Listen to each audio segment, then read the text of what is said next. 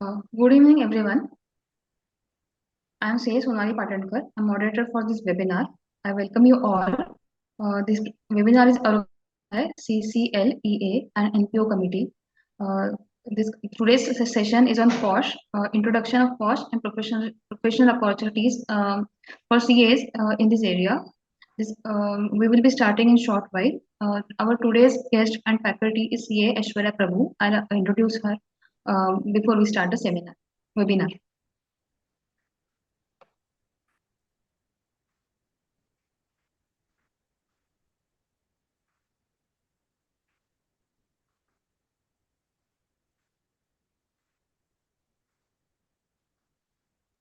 Ma'am, you're not audible. I'm not audible. Am I audible? I'm not hearing able. I'm not able to hear anyone. Hello.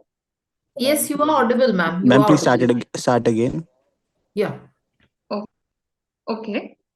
I welcome you all. I'm CA Sonali Patankar, moderator for today's session. It is session organized by Commercial Law Committee. The session is on POSH, introduction and opportunities for chartered accountants in this area. Now I introduced CA Aishwarya Prabhu, who is faculty for the today's session. CA Aishwarya Prabhu, she is a founder director of Ankakshar Consulting Private Limited. Ankakshar Consulting mainly provides services into the areas of POSH compliance, tax and MCA compliances, MIS reporting, virtual CFO services. Today's seminar is very important from the perspective of sexual harassment of women and other women's rights in the working environment. I now request CA Aishwarya Prabhu to guide us on this in these areas, that is opportunity under POSH and introduction of POSH. Over to you, CA Aishwarya Prabhu.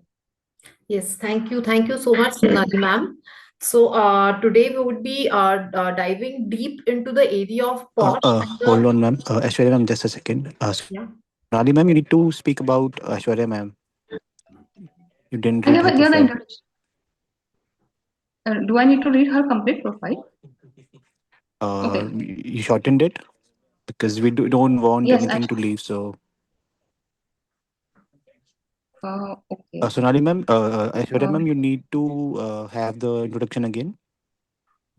That is okay if you can read out the full introduction. Like, Okay. Sonali ma'am, please. Okay. Yeah, thanks. Yes. I would like to introduce her in detailed manner. She works in the gender equality and POSH compliances in POSH compliances activities, which covers conducting awareness sessions for the companies, assisting them in formation of IC, drafting of POSH policies for the companies, and annual reporting to the district officers. Her existing clients are Vajini Info Center Private Limited, Stage Technologies Private Limited, True Copy Credentials Private Limited, NCL Venture Center Private Limited, Asian Paints Private Limited, Acme Process Systems Private Limited, Dynamish IT Private Limited, Muskan Dreams. She has also handled POSH compliances for reputed IT companies in Pune and Mumbai. She is also associated with POSH, associated with many educated company organizations like Muskan Dreams, which has been recognized for their contribution by Forbes as a POSH consultant. She is also an external member for IC for companies like Classic Legends and Vajini Info Center Private Limited. She has conducted POSH training on compliances and related awareness for Western India Regional Council of the Institute of Chartered Accountants of India, where she has educated around 70 practicing chartered accountants on POSH compliances for their clients. She has delivered sessions for Kalyan Dombivli branch of ICI, Nagpur branch of ICAI on gender equality and POSH compliances. She was invited as a guest speaker by the Rajkot branch of ICI for conducting awareness on gender equality at a workplace and POSH. She has conducted POSH awareness sessions for reputed business schools based in Pune to make the students ready from college to corporates. She has also conducted training for MCCI, educating 40 HR managers on POSH and its implementation, that is implementation of POSH. With this introduction, I would like to invite C. Aishwarya Prabhu Madam for the session. Over to you, ma'am. Thank you so much. Thank you so much, Sonali ma'am. So, good evening, everybody. And I am Sia Aishwarya Prabhu, and I would be the next 2 hours would be basically we would be understanding what POSH is and what professional opportunities do we as chartered accountants have in this area. So, without wasting any further time, I would like to start my presentation.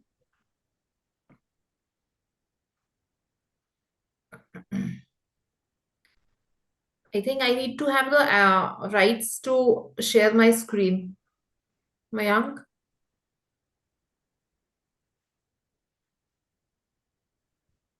Okay. Thank you so much.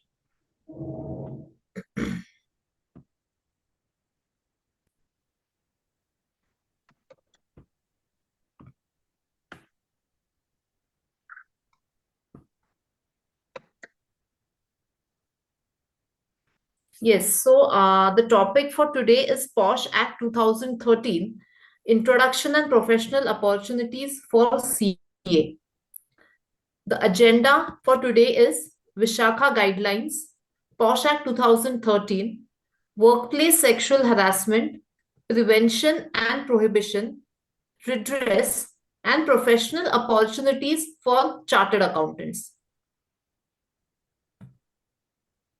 Okay, so now before we move on to the area of POSH, I would like to start with a small story here. So I think everybody here present likes to hear stories.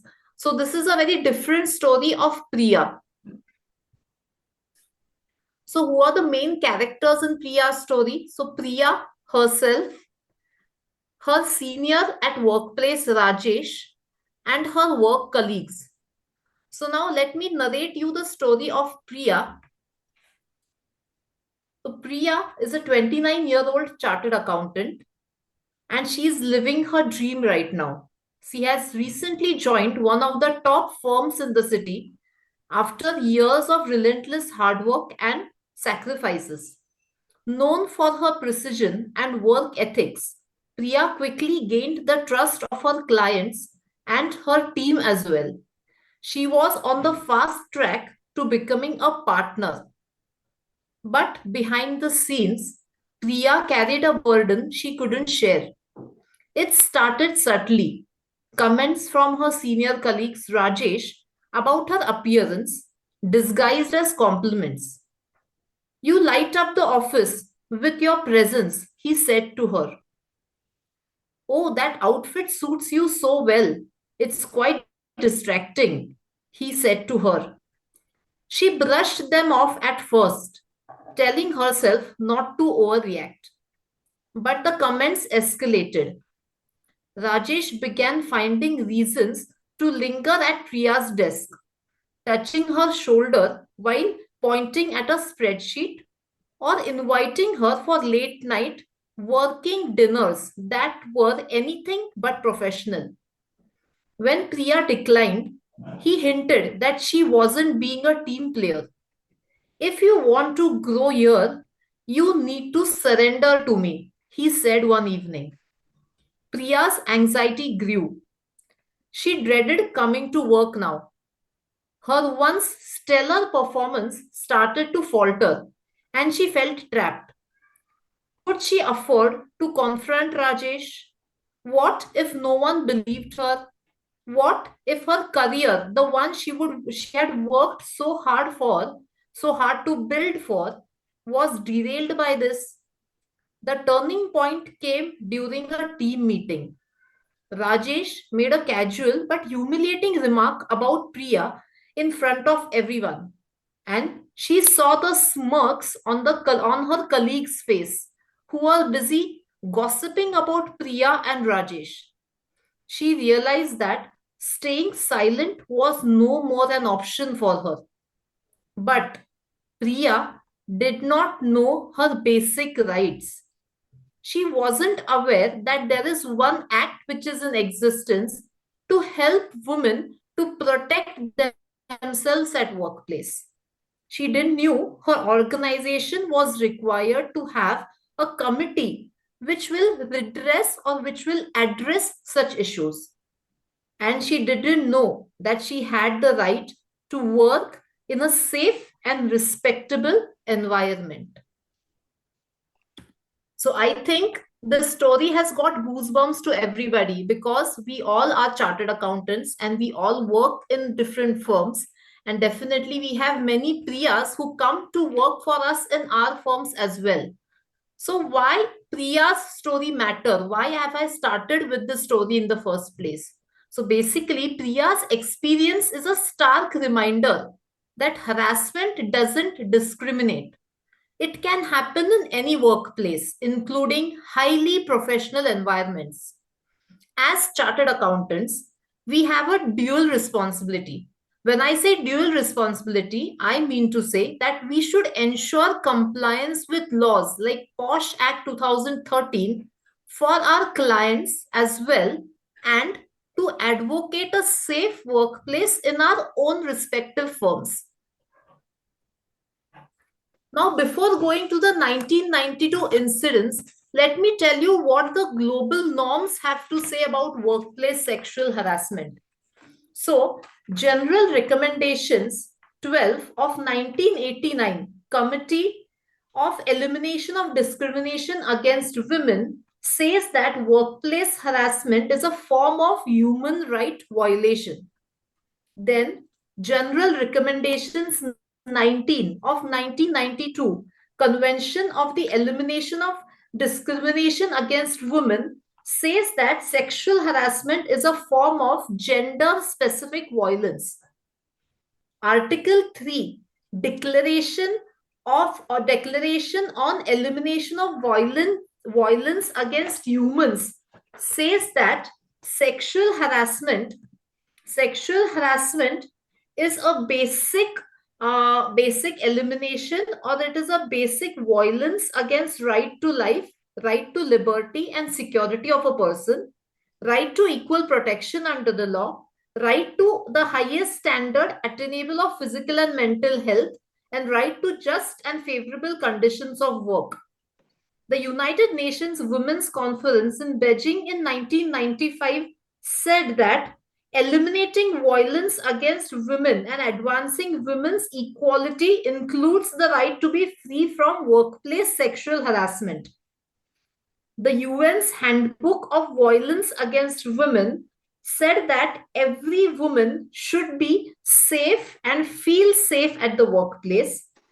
The International Labor Organization too has drawn specific attention to domestic workers who have a right to enjoy effective protection against all forms of abuse, harassment, and violence. So this is what the global standards say when it comes to sexual harassment of women at workplace. Now let's come back to our very own nation, India. So let us go back to the year 1992. And I think you are able to see this lady in the slide.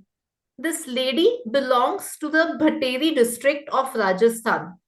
So this incident had happened in the year 1992 when this lady named as Bhavri Devi was working for the state government of Rajasthan.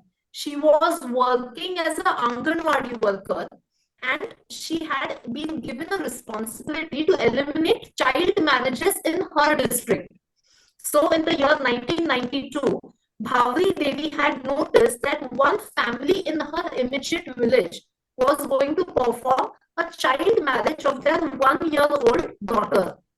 So Bhavri Devi approached the family and she told that child marriages are not legally allowed in our country, and it is not actually it is not a good practice to follow.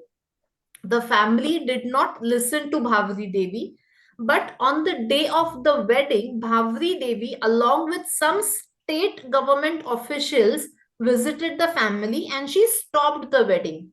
After this incident, the family was very furious. They were very angry because they thought that it was some kind of insult of the family which Bhavri Devi had performed. After 5 days, the family actually ended up marrying their 1-year-old daughter. But because they were angry with Bhavri Devi, they went to Bhavri Devi's residence that night, and 5 members of the family gang raped Bhavri Devi in front of her husband. Her husband was also beaten up brutally. Bhavri Devi was a strong woman. Whatever incidents happened with her did not stop her from approaching the local police station. So Bhavri Devi went to the local police station for justice, but there also the women officers in the police station, they tortured Bhavri Devi to an extent of saying that her character was such that people came and approached her.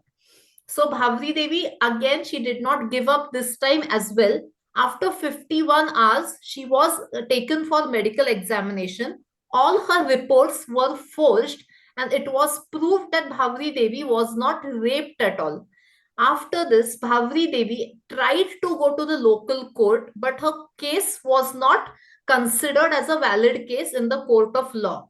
So Bhavri, in the meanwhile, the state government of Rajasthan, when they came to knew that okay, this incident has happened with one of their employees, they immediately terminated Bhavri Devi from employment because they did not want to take any ownership or responsibility of the incidents. So finally, a committee named as Vishakha Committee, who was working for women's in the state of Rajasthan, they came forward in support of Bhavri Devi, and they filed a litigation, a PIL, with the Supreme Court of India, asking one fundamental question, that isn't safety at workplace a fundamental right of every woman? So when a woman leaves her house for 8 to 10 hours of a day for the purpose of work, isn't it the employer's responsibility to safeguard her safety or to make her feel protected? This question was raised by the Vishakha Committee with the Supreme Court of India. Now, what happened is in the year 1997, the Supreme Court of India came with certain recommendations. Now, these recommendations were known as Vishakha guidelines. So, from 1992 to 1997, Supreme Court took its own time, and definitely they came up with strong recommendations for each employer. These recommendations were called as Vishakha guidelines. Now, what did Vishakha guidelines actually say? So Vishakha guidelines said that firstly, it defined what is sexual harassment. So Vishakha guidelines first defined what comes under sexual harassment. Then the second most important thing which Vishakha guidelines did was shifting accountability from individuals to institutions. So till now, if supposedly any such incidents occurred at workplace, the individual who performed the such acts was only considered to be responsible for such acts. But now, after Vishakha guidelines, this responsibility was shifted from that individual to the employer as well. So the employer was equally responsible for any such act which happens against any such woman. Then this guidelines also prioritized prevention. So prevention of sexual harassment at workplace was given a priority under the Vishakha guidelines, and provision of innovative redressal mechanisms. So prevention is better than cure, but if it in case certain incidences happen, then how will such incidences be redressed, or how will be such incidences addressed in the organization, was one more provision which the Vishakha guidelines came up with. Now, 1997, Vishakha guidelines came in the year 1997, but post that, till 2013, there were a series of cases which happened. And because of these cases, basically, there was a need that we do not need recommendations, we need an act in place which has certain specific provisions and which has certain punishments for non-compliance. So let me take you through 1998, 2002, 2006, and 2012 cases one at a time, so that we can understand why the POSH Act was required. So post the Vishakha guidelines as well, in the year 1998, there was a case which happened in which a IAS officer, Rupan Deol Bajaj, had actually complained about sexual harassment against former Punjab Director General of Police. So you can see at the government level, at such a higher authority level, there was a case of sexual harassment by Officer Rupan Deol Bajaj against DGP KPS Gill. In this complaint, she mentioned that the DGP had touched her inappropriately during a official party, and after which she filed a case against the DGP because she did not feel that this touch was absolutely normal. She felt that this touch made her feel uncomfortable during the party, and hence she filed a complaint against DGP KPS Gill. Now, the status of the complaint was the trial court convicted Gill in 1996. The Supreme Court of India upheld the decision in 2005, but the former top cop didn't serve any jail time. So you can see it was a very high profile case, but still the DGP had no time spent in jail. And though he was actually acquitted of the harassment, he ended up just coming out or escaping the punishment totally. Then in the year 2002, there was a very famous case, the Fanish Murthy case. So in this case was one of the India's best known software. Fanish Murthy was one of India's best known software executives. He was working with Infosys till the year 2002. He was placed at a very higher position in Infosys, but unfortunately his secretary, who was based in US, charged him for sexual harassment. So she filed a complaint against Fanish Murthy for sexual harassment in the year 2002, and which was proved, and there was a out of court settlement in this case in which Infosys had to pay the US secretary a settlement of 3 million US dollars outside the course, so that she takes back her complaint. Fanish Murthy was definitely terminated from Infosys, but that 3 million US dollars definitely hit Infosys very hard.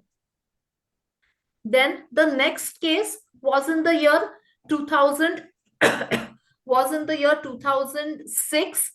Again, Gopal Kanda, he had harassed Gitika Sharma, who was an air hostess, and this harassment was to such an extent that Gitika chose to commit a suicide.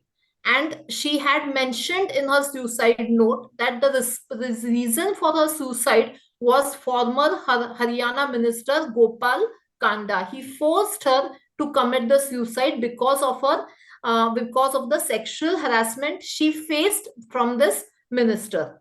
So this case is still being tried in the Delhi High Court.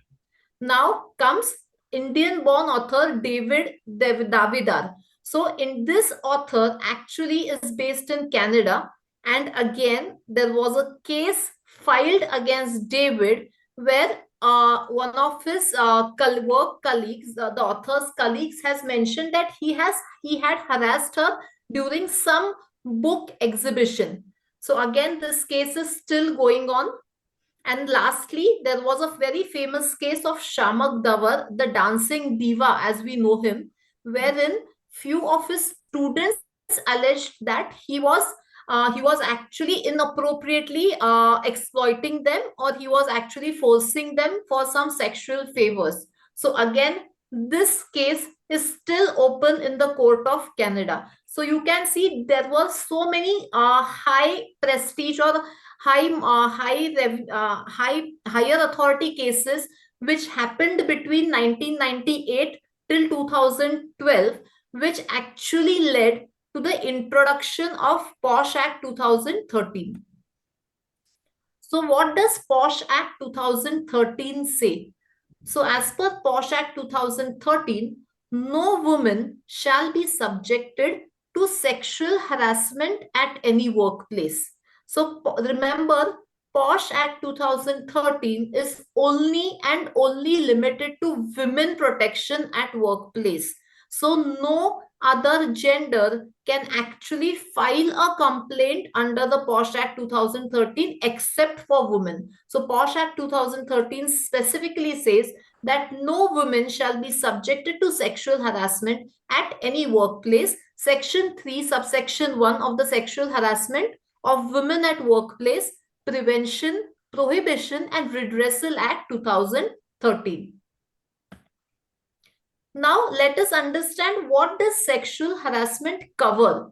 So sexual harassment covers any one or more of the following acts: physical contact or advances, a demand or a request for sexual favors, making sexually colored remarks, showing pornography, any other unwelcoming behavior, physical, verbal, or non-verbal.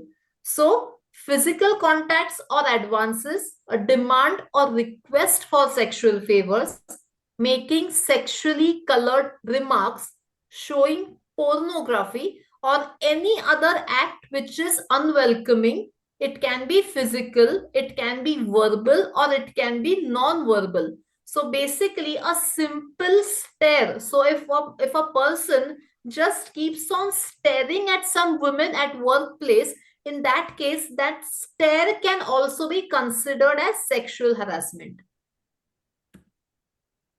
Now understand the key elements of harassment. So it should be unwelcoming. Whatever the act is, it should be very much unwelcoming, or it should be such that the other person has become very uncomfortable because of that act.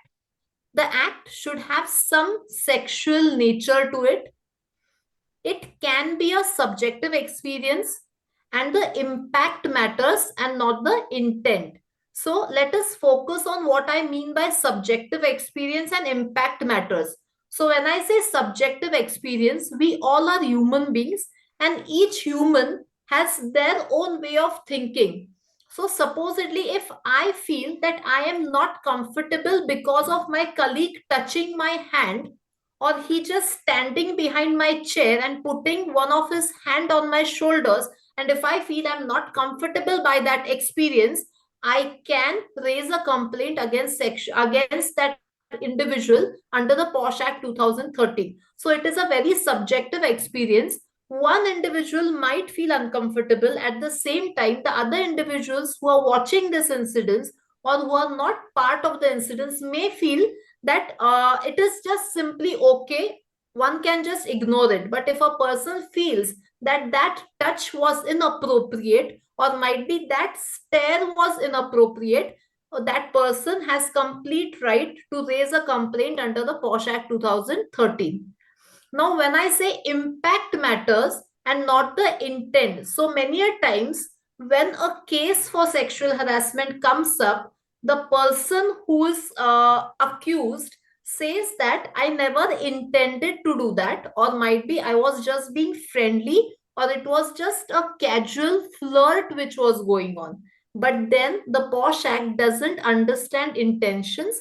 It says what was the impact on the person who faced the situation. So the impact factor is given very much importance under the POSH Act 2013, and not what a person intended to do.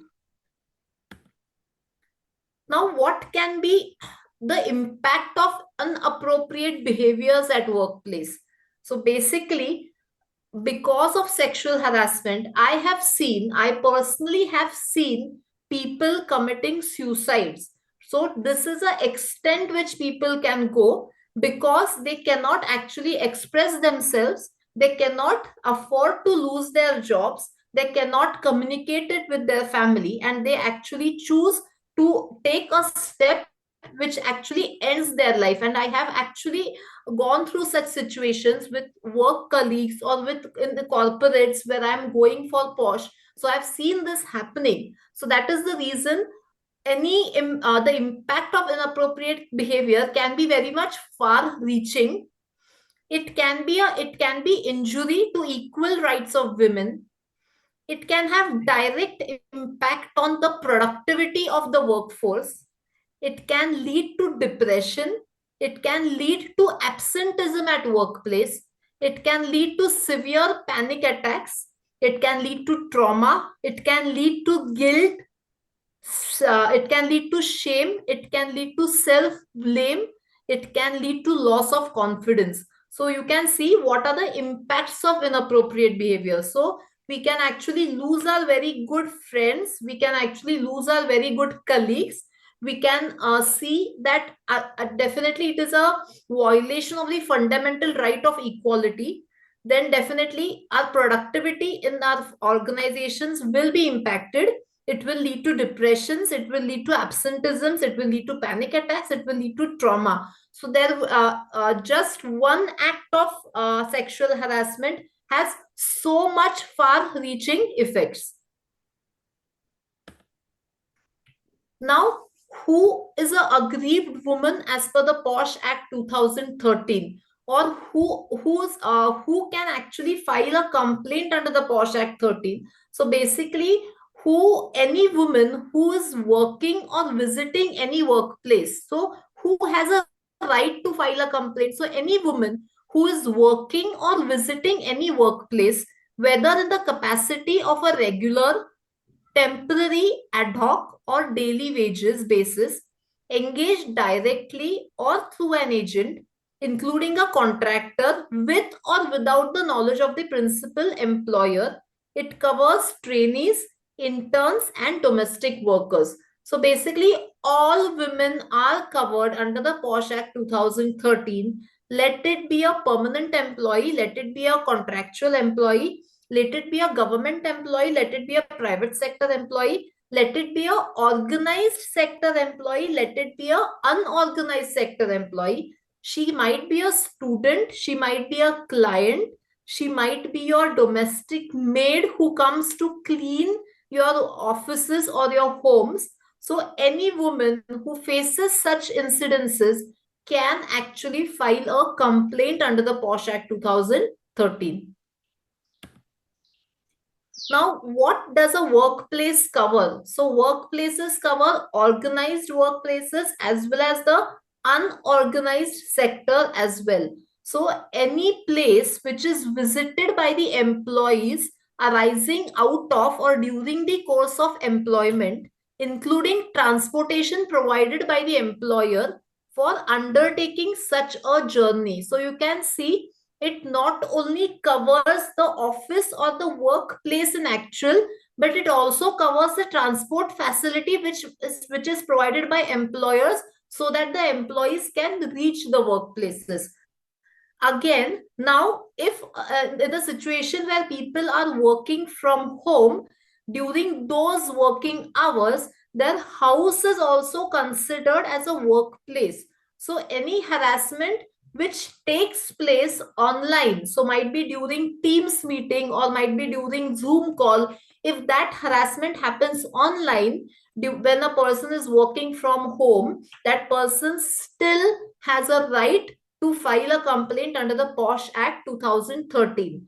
Now, the very important point is a workplace covers both organized and unorganized sectors. So, farms or might be our maids who come to us for work purpose, the domestic helpers are also covered, and at that time our offices or our houses become their workplace. So this is very important that domestic, organized as well as unorganized sectors both are covered. Government as well as private both are covered. Hospitals, schools, educational institutions, farms, sports facilities, theaters, hotels. So any place where people are working together is considered as a workplace. Now, these are the few examples of sexual harassment or acts of sexual harassment. So any sexually suggestive remarks. So like in the story which we saw in the while I just began the session, Rajesh made a remark to Priya that this outfit suits you very well and your it is becoming a distraction. So such remarks can be said as sexually color suggestive remarks. Teasing related to a person's body or appearance. So body shaming, teasing related to a person's body or appearance. Inappropriate questions about anybody's sex life. So questions within colleagues about somebody's sex life can also escalate to a level that a POSH complaint can be filed. Sharing offensive pictures on WhatsApp, MMS, SMS, or emails can also attract punishment. Casual flirting can attract punishment, and stalking somebody on their social media. So stalking is the new thing which has come up, and stalking somebody on their social media will be considered as sexual harassment, and it is liable to punishment. Now, these are the few examples which will not be considered as sexual harassment. So many a times it happens that employees or freshers who have newly joined the organizations come up with random complaints, and they put it under the sexual harassment thing. But such things like follow up on work absences. So if a manager follows up with somebody constantly for their work absences, then that won't be considered as sexual harassment. Then requiring performance to job standards. So meeting certain standards of job is not a sexual harassment at all. Normal exercise of management rights. So if a management decides to cut down its team and it fires certain employees, then that is not sexual harassment. Work related stress and deadlines. So basically, if there is a deadline, usually we CAs are very much aware of certain deadlines, and when there are certain deadlines, our team has to extend their working hours. So that extension of working hours is not sexual harassment in itself. Constructive feedback on work performance. So if a manager gives certain feedbacks about the work performance of the individual, then that is not a case for sexual harassment. And working conditions. So might be it is a 9 to 5 job, or might be there are shifts in the job. So such shifts would not be considered as harassment or sexual harassment. Those are your working conditions where you have to work under.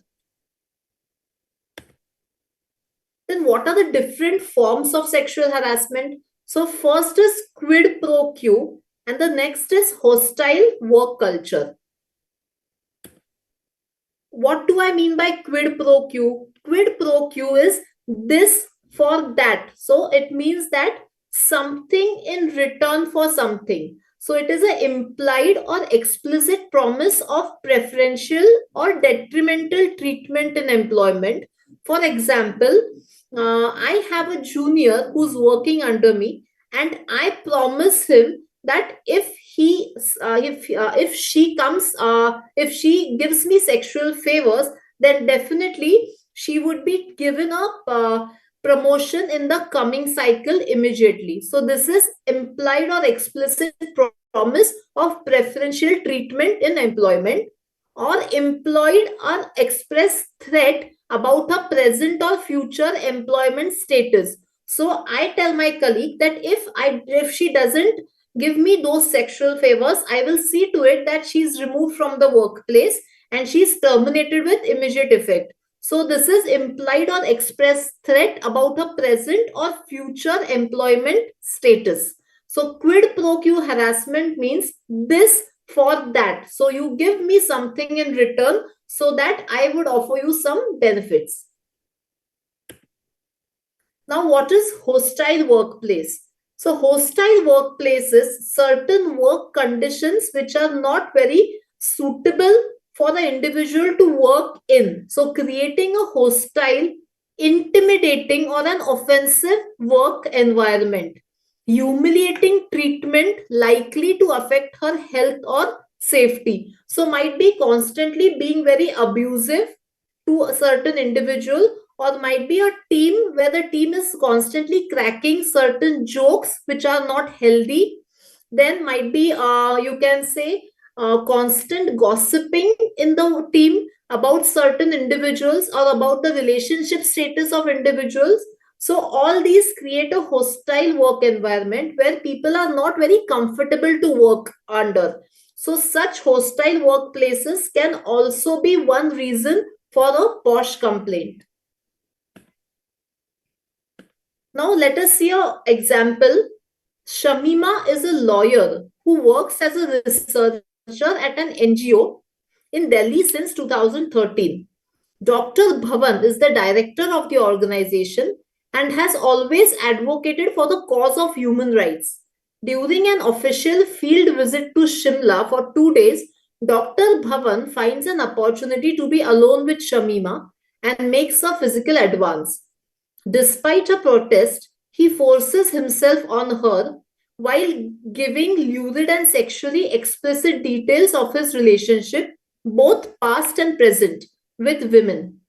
When she chastises him and threatens to make his behavior public, he threatens to destroy her career. So, this is a definite case of sexual harassment where it is a very quid pro quo kind of a harassment where he wants sexual favors from Shamima and Shamima is not ready for his activities. Let us go to a different case now. Asha is a researcher at a media agency led by Dr. Purushottam, a well-known journalist. In the first few months of Asha's employment, Dr. Purushottam is very pleased with her and publicly appreciates her work.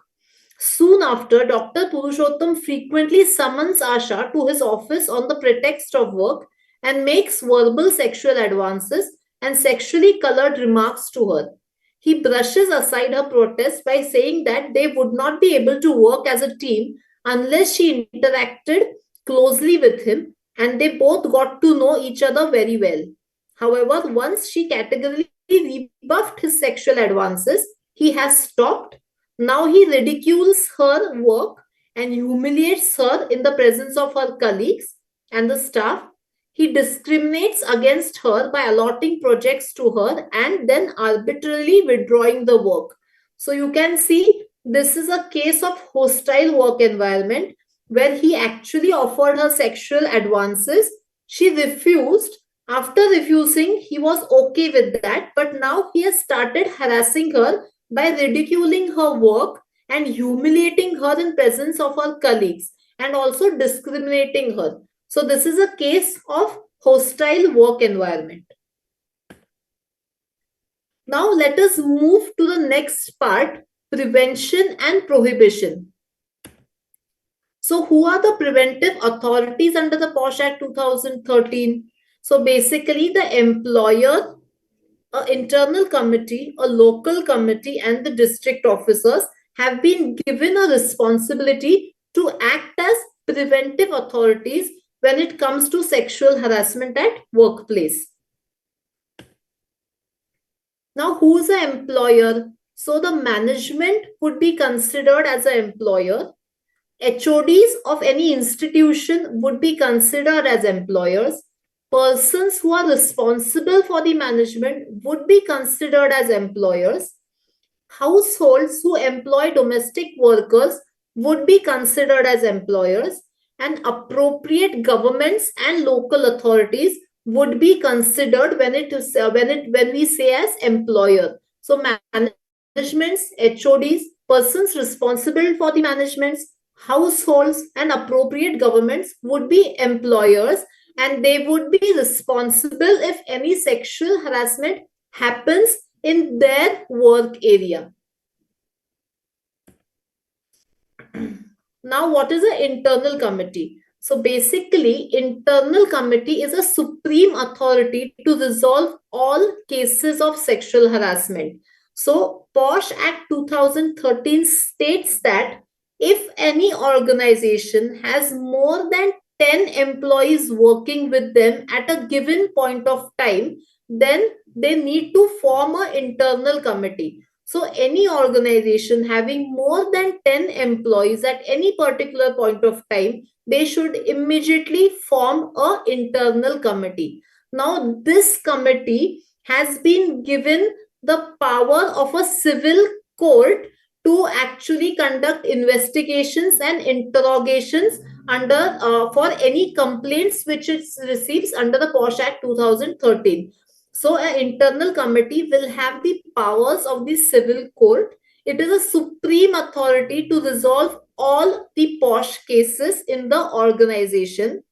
Then the internal committee should have 4 members in the committee. Now 4 members, who will be the members? So basically one would be a chairperson. Now this chairperson should be a woman from the organization, a woman employee from the organization who is at a respectable position in the organization and who's been associated with the organization for a longer duration of time. So the chairperson would be a woman. Then there should be other 2 members in the organization, in the committee. These 2 members can be self-nominated employees from the organization. The 50% of the committee should be comprised of women, and the rest can be any other gender. So you can see one will be the chairman, 2 would be some other members, that is from the employees of the organization, out of which the committee has to be comprised by 50% women members. The last member should be an external member. Now, why is this external member required? So this committee basically has to resolve cases in a very bias-free and a fair manner. So this external member, the decision of the external member would be considered as final, and this external member should be a person who has been working in the area of prevention of sexual harassment, or who has knowledge of prevention of sexual harassment, or who has been working extensively for women's rights. So internal committee would have 4 members minimum. One would be a chairperson. The other 2 would be any employees from the organization. 50% of the internal committee should be of women. Any other gender is allowed in the committee, and one compulsory should be an external member. Internal committee will serve maximum for 3 years. So after 3 years, the organization is bound to change the internal committee members. So the previous internal committee would get dissolved and a fresh internal committee would come into picture. Again, the act says that each workplace, if they have branches all over the country or outside the country, each workplace will have a separate internal committee if the branches also have 10 or more employees working at that branch office. If the branches do not have 10 or more employees, then one central internal committee can be perfectly fine. But if the branch offices do have 10 or more employees, then definitely each branch office should have their own internal committee. Now, what is a local committee? So, organizations who have less than 10 employees, the employees of such organization can approach to the local committee. Or unorganized sector like the domestic maids, who can they approach to if they face sexual harassment? So they can definitely approach the local committee. Now, who forms this local committee? So basically every district officer will form a local committee which works under him. So every district will have a local committee. This local committee is formed by the district officer of every district. This committee will also have a chairperson. It will have 3 other members and one will be a ex officio member. So chairperson, 3 other members who are working in social work towards women, and one would be a ex officio member like the external member. Now, who is a district officer? So, a district officer can be the district magistrate. It can be additional district magistrate, collector, deputy collector. So, any state government notified district magistrate, additional district magistrate, collector, or the deputy collector can work as a district officer. A district officer is responsible for compliance within the district under his jurisdiction. So if a case of harassment happens in any district, the primary responsibility is of the employer, and along with the employer, the district officer of the district also gets notified for such sexual harassment which has happened within his jurisdiction.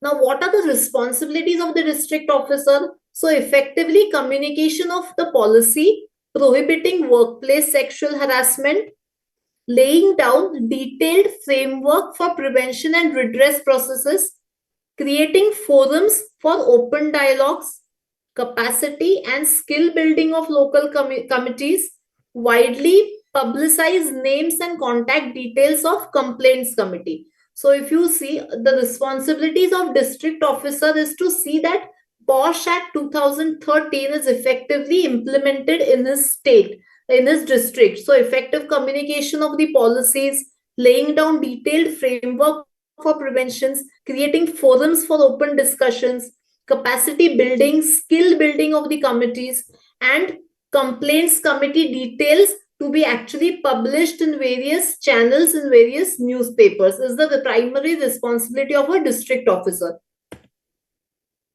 Now let us come to the next part of the POSH Act, that is redress. So who can file a complaint and where can a complaint be filed? So a aggrieved woman, her legal heirs, her relatives, her co-workers, her doctor, psychiatrist or psychologist can actually file a complaint of sexual harassment. So the aggrieved woman has the primary right to file a complaint.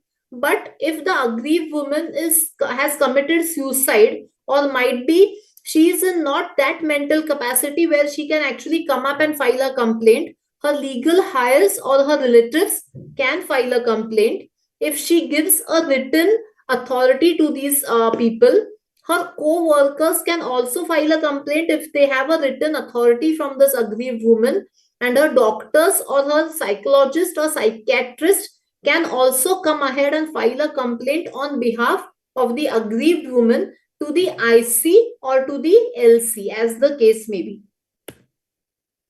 Now, what should a complaint contain? So, the complaint should contain the date of the incidents, the time of the incidents, name of the respondent, description of the incidents, and working relationship between both the parties. So, date, time, name, exact description, and working relationships between the parties. Now, what are the prerequisites each IC should have? So basically from here we can see how a chartered accountant can actually fit in the role of a IC.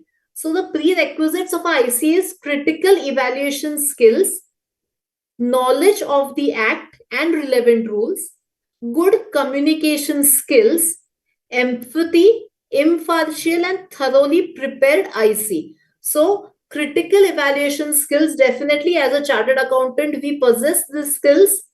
Knowledge of the act, so there are various courses available, and under ICAI also I think there are the discussions that we would come up with certain courses which actually make you capable of about the act and the relevant rules of the act. Good communication skills, empathy, impartial and thoroughly prepared. So these are the IC prerequisites. So anybody who wants to become an IC member definitely should have these set of skills with them. Now, what are the do's and don'ts for the IC committee? So creating an enabling environment for fair investigation. So an IC should see that it creates an environment which is fair and free, respect the complainant and the respondent, no predetermined bias or thoughts, no aggression, no insistence of any graphic representation of the act, and non-interruption while any party is expressing their side of the story. So basically the environment for investigation should be such that it enables a person to come out freely and discuss the issue. The IC should respect both the parties, the complainant as well as the respondent. There should be no biases in the mind against any person. The IC shouldn't get aggressive during investigation, and the IC shouldn't actually force on the graphic representation of any sexual act, and no interruption while any person is expressing their side of the story. Now, how is a complaint process handled? So basically, only written complaints would be entertained by the IC or the LC. Complaint within 3 months of the incidents or the last incidences in case of series of incidents. So a complaint should come within 3 months of the incidents or last incidents in case of a series of incidences. Now again, there is a bill which has been passed in the year 2023 which states that the complaints can come within 1 year of the incidents, but the bill is not yet approved, and the amendment to the act has not yet been approved. So currently the complaint which has been received within 3 months of the incidents would only be entertained, but there are discussions going on to make this time period to 1 year. So from 3 months, that is, it is shifting to 1 year from the incidents or last incidences. Then the complaint should go to the respondent within next 7 working days from the day when the complaint was received by the IC.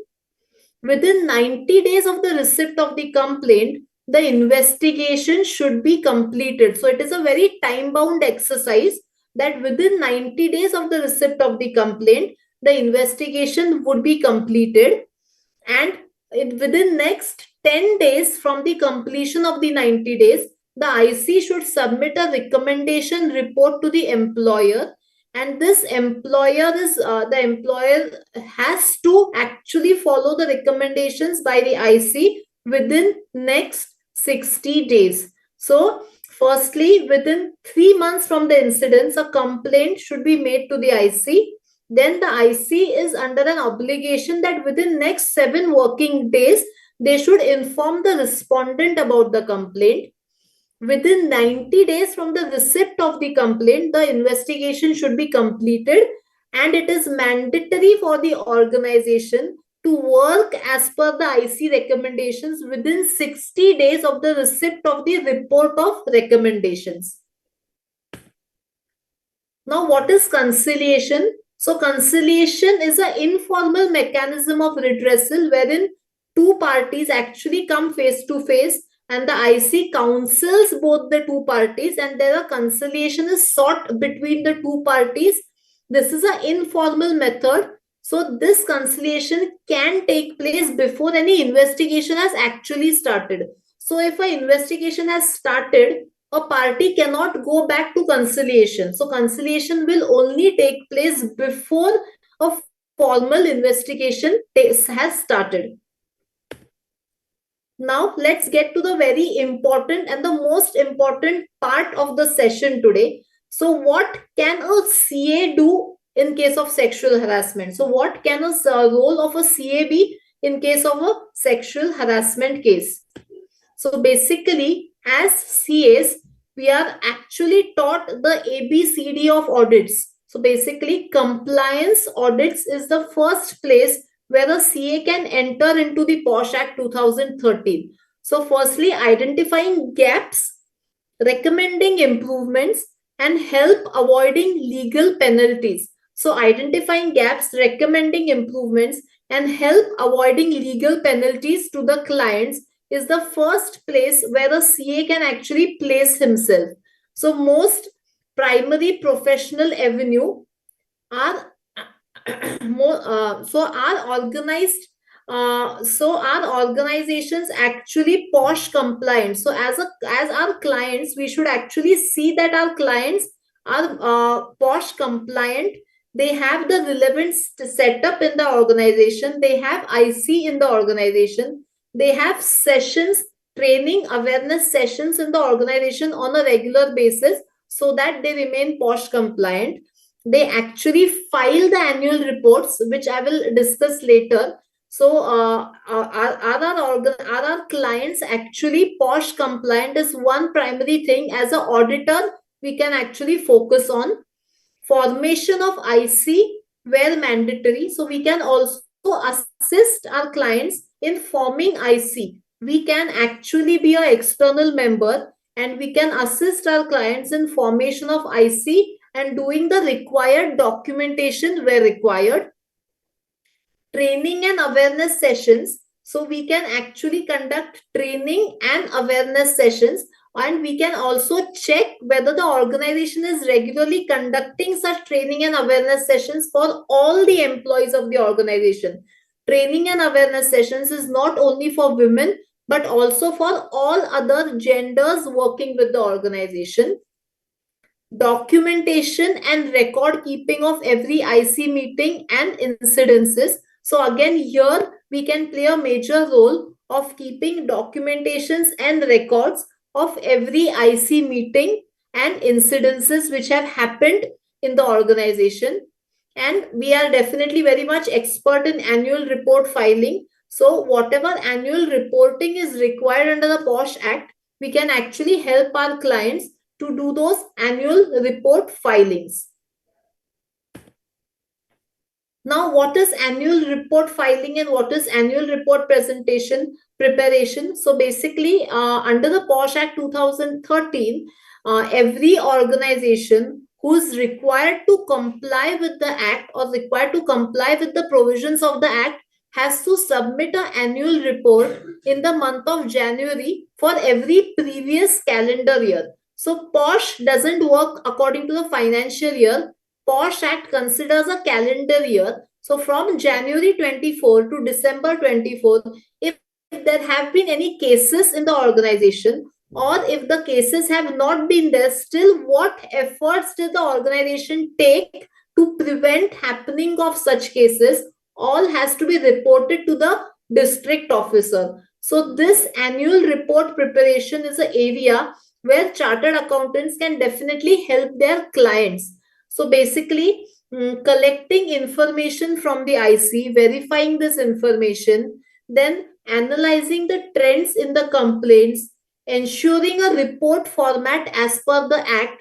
All these steps can be taken by the chartered accountants so that their clients are also POSH compliant and they can file and they can assist the clients to file an annual report.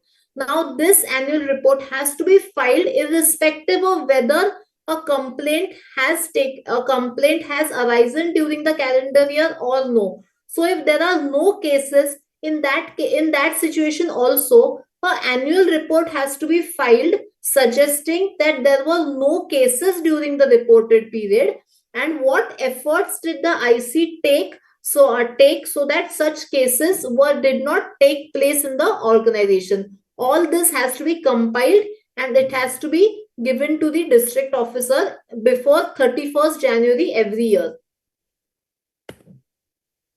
Now, as chartered accountants, we can actually help our clients to draft the POSH policy. So one of the prerequisites under the POSH Act is, firstly, you should have an IC in place. Then you should have your own POSH policy of the organization. You should conduct awareness sessions for the employees.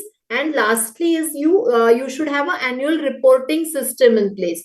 So while drafting this policy, a chartered accountant can give a valuable support in drafting, reviewing and updating POSH policies as per the work culture need arises. So for example, there are many organizations which had POSH policy in place, but after COVID, the work dynamics changed so much that people were working remotely and remotely from home. So in those situations, the policies were not updated and work from home scenarios were not covered in that policies at all. So various cases happened, but they could not be reported because the POSH policies of the organization was not updated. So to avoid such situations, the regular updation of policies is also required, and in this CAs can play a valuable role. Then a CA can also see that the policy is covering all the aspects of the POSH Act. They can help align the policies of the organization with the policies of the labor law and the POSH Act. And the CA can help in regular review of policies to address changed workplace dynamics like work from home scenarios, as I mentioned earlier. Next is training and awareness sessions. So CAs can themselves actually be a very expert trainer on the area, in the area of POSH, and they can conduct awareness sessions. They can organize awareness sessions for employees. They can develop industry specific training modules, like a different specific training module for IT segment, a different specific training module for manufacturing segment, a different training module for the housekeeping staff, a different training module for army and related areas. So we can actually develop industry specific training modules and become full-time trainers in this area. We can also specialize in IC trainings. So every IC has to have certain skill set, and not all members of the IC are aware of these skill sets. So we can actually train the ICs as well as a very specialized training module. And investigation assistance. So we can be an external member and we can provide investigation assistance where actually cases have been registered in the organization under the POSH Act 2013. We can also act as advisories for employers. So setting up of IC, defining the roles and responsibilities of the IC, developing frameworks to integrate POSH compliance with the organization's overall good governance practices. So definitely, again, as advisors, we are already very much skilled to become advisors in financial areas. But now we can actually think of going beyond finance, and we can think of becoming advisors in good governance practices as well. So in good governance practices, basically we can set up ICs. We can see how the work culture of the organization is, whether the work culture is suitable for the organization's growth. We can define roles and responsibilities of the management and the IC, and we can develop frameworks in such a manner which integrate with POSH compliance as well. Now, again, like I said, investigations and inquiries. So we can actually support the IC during investigation. We can provide guidance on financial and contractual obligations during inquiries. So might be out of court settlement, or might be if a person asks for monetary compensations, we can guide the IC on those financial aspects, that how should we deal with such monetary compensations. Then we can actually act as an independent observer in cases requiring unbiased oversight. So we can be an external member. We can be very successful external members in IC committees, and definitely help resolve very complicated cases. Integration with ESG and corporate governance. So environmental, social, and good governance practices is a very upcoming area of practice these days. So we can, as chartered accountants, we can integrate POSH into the existing ESG framework. Definitely, POSH can be a part of the social governance or the social aspect of the ESG framework. So integration of POSH as a social aspect of the ESG framework, and ensuring transparency and accountability in workplace governance. So this can also be done as chartered accountants. We can actually specialize in this area of ESG, that is environmental, social, and good governance practices. We can conduct audits for environmental, social, and good governance practices for our clients, and definitely promote POSH as a very much required social governance practice. Now we come to our own skill set, which is tax and financial implications. So basically, we can help the organizations to have a budget in place for POSH compliance expenses.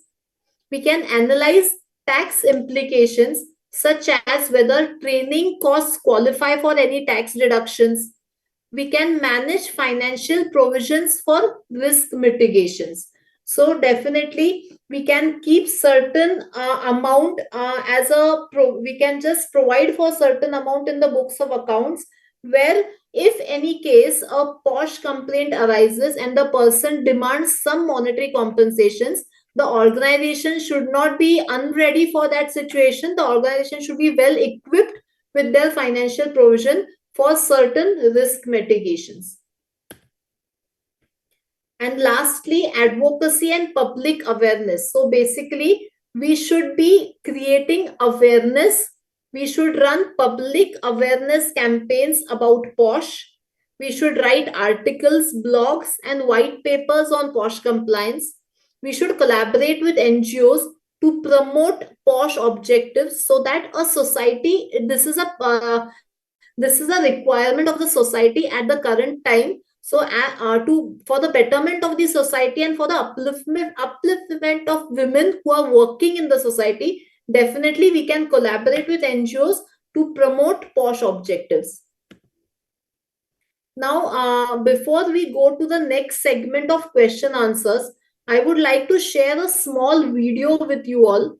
So you can watch this video and then we will go to the question answer sessions.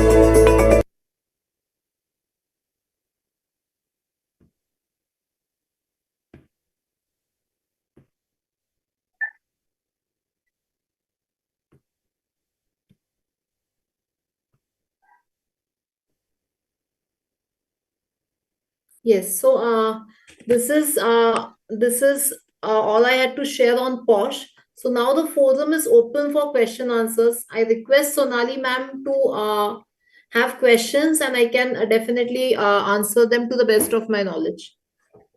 Yes, there are few questions. The first question is from CA Bhaskar Lavani sir. He's asking what would be the additional qualification or technical qualifications required, or which will be helpful for the CAs to work in these areas. Yes, so sir, for working in the area of POSH, you definitely need to be a POSH certified consultant.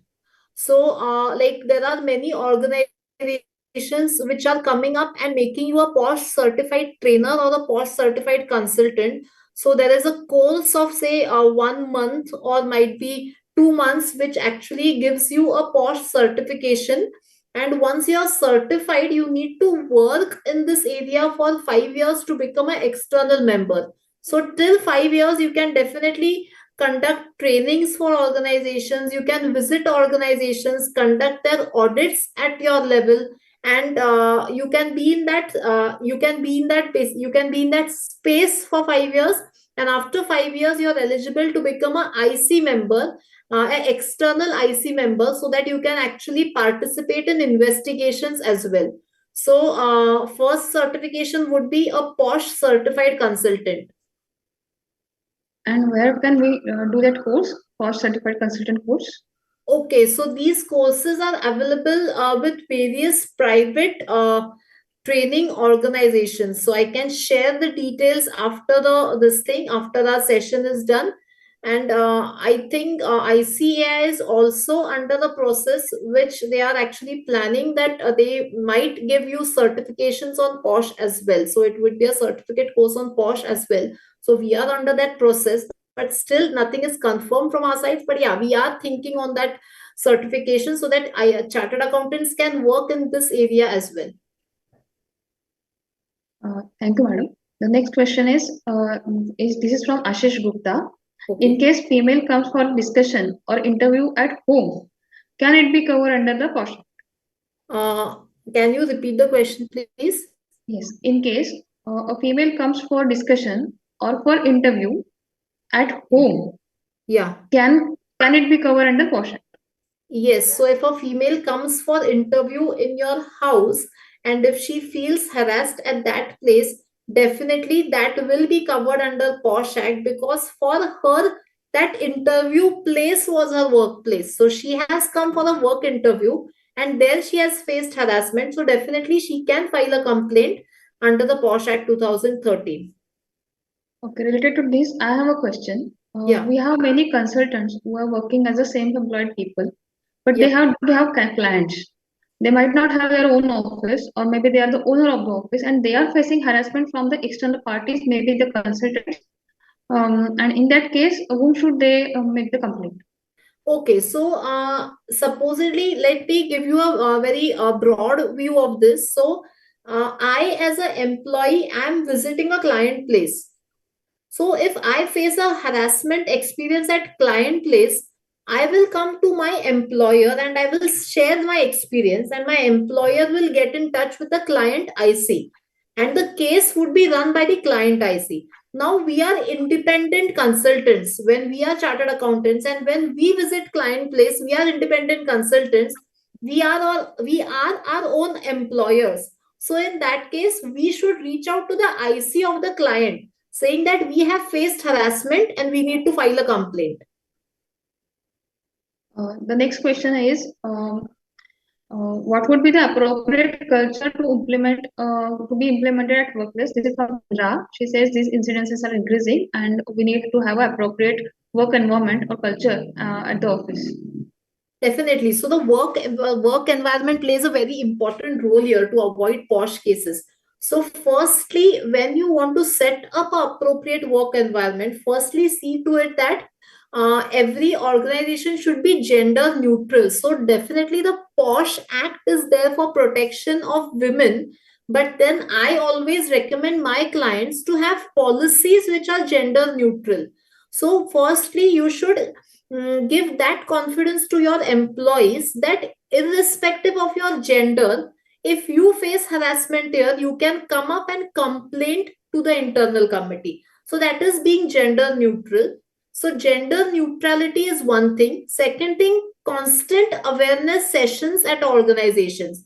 So what is sexual harassment? What is covered under harassment? What is not covered? Then how should a person actually be dressed up to office? Because these are small things which as freshers the employees do not know, and they come up like their college dressings, or they come up in a way which is not appropriate. So what is the appropriate behavior at workplace? So all these sessions should actually be conducted every 6 monthly, so that we are brushing up the employees always. We are trying to tell them what is acceptable, what is non-acceptable. We are trying to maintain that gender neutrality. We are respecting all genders at workplace. So it shouldn't be that only women are protected and men are not protected. So every organization should come up with a policy which is very gender neutral. Definitely, when the case will go to IPC under POSH Act, a male would not be protected. It is only the females who would be protected. But at organization levels, try to build a culture where each gender feels valued, they feel comfortable to work, and they feel safe to work. Okay, the next question is from Bhavesh Dua. He's asking, POSH is it only applicable to women? And is there is any age limit to do the POSH course? There is no age limit. You can do the course anytime. So there is no age limit. Unfortunately, yes, POSH only covers women. But like I mentioned, at organization levels, as chartered accountants, we should emphasize our clients that have a gender neutral policy, because the work scenarios which were present 10 to 15 years ago are very different today. So today, equal number of women are also there at your workplace. The chances of harassment are not limited to women harassing men. Now the chances of harassing women harassing men have also increased. So a gender neutral policy should come into place at organization levels. And above organization levels, when it comes to POSH Act, yes, definitely only women are covered. Again, harassment by women to women are also covered under POSH Act. So POSH Act does not say that only a male harassing a female would be considered. If a woman harasses a woman, that would also be considered under POSH Act. But yeah, the beneficiary under the POSH Act will be only women. At organization levels, definitely try to build a gender neutral policy. The next question is from Abhijit. He has already covered this question. And the next question he's asking is whether IC has to be constituted by organization who has total 11 employees and all of them are males. Yes. So again, when I say 10 employees, it means irrespective of their genders. So if it is 10 males or 11 males working in the organization, definitely it doesn't mean that the organization will deal only with men. So your clients can be females, or if you visit any client place, or if any client visits you, you can have interaction with females. So you cannot say that, okay, I am all men, all male company, and I'll be dealing with only organizations who are all men. So you are dealing with many people. Even if you say that I have only 10 employees who are males, you can have a house help, or you can have a maid, a housekeeping staff who's a female. So she can also be felt harassed, and this leads that this necessitates that even all male organizations should have a IC in place. Abhijit is asking if an outsourced woman employee is harassed by the permanent woman employee, will it be covered under the act? Yes. So if an outsourced woman employee harasses the permanent woman employee, the permanent Or woman vice versa. employee, yeah. So otherwise, each of the individual has a right. So even if she's outsourced, she's coming to your workplace for employment, and definitely this gives her a right to file a complaint under POSH. The question was where can they find this IC committee rules where the limits are mentioned under the POSH Act? In limits, in the sense, what do you mean by limits? Limits where these limits are mentioned under the POSH Act, so they can read that those paras or those sections regarding the POSH. Okay, so the constitution of IC is a separate chapter in the POSH Act itself. So it comes under the prevention mechanism under the POSH Act. So you can definitely, if you have a copy of the POSH Act, if you just go to the prevention mechanism, you can see a detailed elaborative note on the IC committee and the rules and regulations applicable to the IC committee. Okay, Navesh Gupta Durgas are asking, how can an employee protect himself or herself from a false complaint filed under this act? Yes. Now, coming to false complaints, if you see the percentage of false complaints, if the total number of cases are considered, a recent survey was conducted where it has been proved that false complaints constitute less than 1% of the total complaints. So, there was a psychology which was studied that no woman will come up one morning and just file a case of rape against somebody. Definitely not in Indian culture, at least. But yeah, there are false complaints. False complaints too are on an increasing trend. So, as per the POSH Act, if a person files a POSH false complaint under the POSH Act, whatever punishment as per the organization's policy is prescribed to the accused, so whatever punishment the accused would have got if he was proven guilty, that same punishment would be applicable to the person who has made a false complaint. So during investigations, if the IC proves it that the complaint is false, then whatever punishment the organization has suggested in its POSH policy for the accused for the accused if proven guilty under POSH incidences, then the same punishment gets applied to false complaints. So this is just to eradicate the false complaints increasing or coming up in picture. Next question is, what are the consequences if this IC committee is not formed, and are the consequences or the criteria are different for proprietorship firm, partnership firm, and for companies? No, the criteria to form a IC is same. That is, if you have 10 or more employees, you have to form a IC committee. If you fail to comply with the provisions under the POSH Act, that is, if you do not have a POSH IC committee in place, if you do not conduct regular awareness sessions, if you fail to file your annual report, the minimum liability mentioned in the POSH Act is of 50,000 rupees. So 50,000 is the penalty for non-compliance with this act. Now let me tell you a case where a company did not comply with the provisions of the POSH Act, and this non-compliance continued. So after repeated reminders also, the organization did not comply with the POSH Act 2013.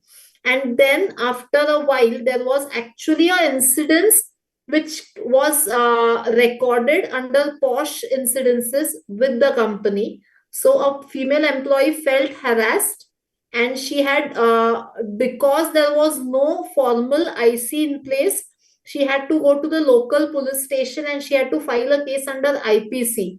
So the institution had to pay a penalty of 1.68 crores for non-compliance. So this is the maximum penalty which any organization in India has faced till date, 1.68 crores for non-compliance and repeated non-compliance. Repeated non-compliance may actually give the power to the district officer to cancel all your business licenses. So suspension of business licenses is also one of the possible punishments if an organization fails to comply with the provisions under the POSH Act 2013. So monetary provision is minimum 50,000, suspension of licenses, and this monetary punishment can actually grow to any level. So if the person who has faced harassment, if she claims for any monetary compensation because of non-compliance of the organization has no other option, but they have to satisfy her monetary demands, and that is very much legal. So because the organization was non-compliant, they had to give 1.68 crores as compensation to an individual employee who was at a very higher post in the organization. The next question is regarding IC committee. If after having 10 employees on roll, you need to form IC committee, or employees on the roll as well as outsourced employees will once you cross that limit of 10, but both the employees are there, outsourced as well as on roll employees. Yes. Then you have to file. So like I told in my PPT, I had mentioned, so any woman who's working or any person who's working with you, whether it is outsourced, whether it is on contract basis, whether it is a trainee, whether it is an article, anything. So if they are working with you and the number of people working with you as your employers, whether contract or outsourced, whatever it is, if they are working for you, then you and it goes above 10, then you have to form a IC. You have to have a IC in place, and you have to conduct a session at least once a year, and you have to make your annual reporting every year. The next question is, can the agitated employee directly go to the police instead of going to POSH? And whether the police has rights to interfere with the POSH committee? Yes. So again here, the if the offense is criminal in nature, so under IPC, POSH is considered as a criminal offense. So sexual harassment is considered as a criminal offense under IPC. So any sexual harassment case under IPC has a punishment which is mentioned as 3 to 5 years of imprisonment and monetary compensation. So if a person feels that her harassment was not just limited to civil crime, but it was also criminal offense, like as in the case of rape. So if it is a rape case, if the person feels that it was a rape, it was a offense which was to an extent of rape or might be to an extent of threat to her life, she can actually directly file a police complaint. And in that case, if the police comes to the organization for enquiries, the IC has to give full support to the enquiry process. So basically, it is also advised, or it is also mentioned, that if a person wishes to go to the police station, so if it is a criminal offense and if the IC feels that it is beyond their powers to interrogate the case, like in the case of a rape, if the IC feels that it is beyond their powers, then definitely the IC itself can suggest the employee that they should approach to the local police station, and the IC is under the obligation that they should accompany the employee to the local police station, and whatever legal cost of the case, it is the employer who should bear the cost of the case. So these are the provisions. So IC definitely should support the police in interrogation. The police can visit the organization during interrogation, and if at all there are any legal expenses, the employer actually should. It is a very good governance practice that the employer takes up these expenses, and the employee is not burdened with that additional expenses. Okay, the next question is, where to find the external members of IC? Okay, so now there are various organizations basically, women's, any NGO who's dealing with women's right, or any lawyers, company secretaries, or like I also act as an external member to various organizations, and I have also conducted inquiries of various organizations. So if you have knowledge, anybody who has knowledge about the subject can actually act as an external member. Anybody who's in this field for a certain duration of time can act as an external member. So, as chartered accountants, if we equip ourselves with this knowledge right now, after a duration of say 3 years, you can actually be in that position where you can actually be an external member to any organization, so that your clients won't require to run around searching for an external member. But usually these days, lawyers who are practicing into women's rights definitely can be your external members, or your company secretaries if they are practicing in the area of POSH, and if they have adequate knowledge on this area, they can also be an external member. Or then people like me who are actually advocating POSH, they can act as an external member. Uh, uh, Along with this, I would like to ask, what are the risks and responsibilities there for external members? Because many of us would be getting an opportunity to be appointed as external members. In that Yes. case, we must know our risk and responsibilities. Yes. So now, firstly, for every IC, the first and the most important function of IC is to maintain confidentiality of any case. So supposedly, as being an IC member, if I leak the names of the people who are involved in the case, if the names become public, or if the names if the names spread in the organization, in that case, as a IC, every IC member is responsible towards a penalty of 5,000 from the employer. So first is this penalty of 5,000. So you should be very secretive as IC. You should give maximum importance to confidentiality of the case. So if you are not maintaining that confidentiality and you attract a penalty of 5,000, apart from that, if you have completed all your duties as IC, that you are conducting regular sessions as a IC, you are seeing to it that the employees can feel free to reach out to you. You are giving them your ear, you are actually listening to their concerns, and you are conducting inquiries in a free manner. So you have to basically be ready with all the documentations.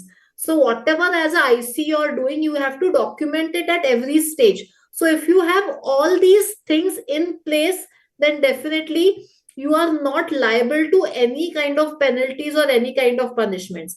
But then if you do not have all these things in place, the employer would be liable to any kind of monetary punishment. So IC members would not be liable there. So it is not that a IC member will be penalized for some crores of rupees for being non-compliant, for the organization being non-compliant. The management would be responsible. As a IC, I have completed my responsibilities. I have conducted investigations. I have maintained confidentiality. I have conducted regular sessions on trainings or regular awareness sessions. So I have done my responsibility. Now, if anything over and above arises, it is the responsibility of the management and not the IC. So the IC members would not be behind the bars, or they would not be held responsible for any other thing. Okay, that's all from the question side. One more question many people have asked, is this session has CPRs? Yes, there are two CPRs, two unstructured CPRs will be granted for this session. I would like to request audience, if there are any more questions, please post it into the question box so that I can read it out.